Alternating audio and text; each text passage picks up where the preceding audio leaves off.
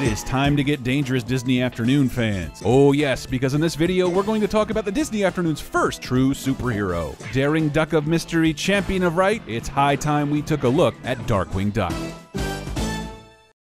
Be it DuckTales, Chip 'n Dale's Rescue Rangers, or TaleSpin, some of you out there might be surprised that games based on 1990s Disney shows have remained beloved by players of all ages throughout the years. However, you have no legitimate reason to be surprised that Darkwing Duck ended up with an amazing game, because Darkwing Duck is inarguably the best suited for the medium of games. From its debut in 1991, Darkwing Duck had a focus on action, comedic and occasionally bumbling action naturally, but since Darkwing Duck is above all else a superhero, Capcom's interactive adaptation is raw, streamlined super heroics. I mean, all you need is one look at Darkwing Duck's outfit, his crime-fighting gadgetry, his rogues gallery of bad guys, and you can see how it's a colorful send-up of Silver Age comic books. And with evil organizations like Fowl seen specifically in this game, Darkwing also takes inspiration from mystery novels and pulpy spy thrillers. It's pretty clear that this Disney character was tailor-made for a great game. And speaking of inspiration, Capcom took some cues from its equally lovable hero, Mega Man, while developing DW's side-scrolling adventure, and the formula proved to be an impossibly good fit, because like Mega Man, Darkwing can choose the order he visits levels, of course via the Thunderquack, piloted by Launchpad McQuack, who you 90s kids may recognize from DuckTales. Also similar to the Blue Bomber, DW has access to a variety of weapons, although not as many, and he can only hold one at a time.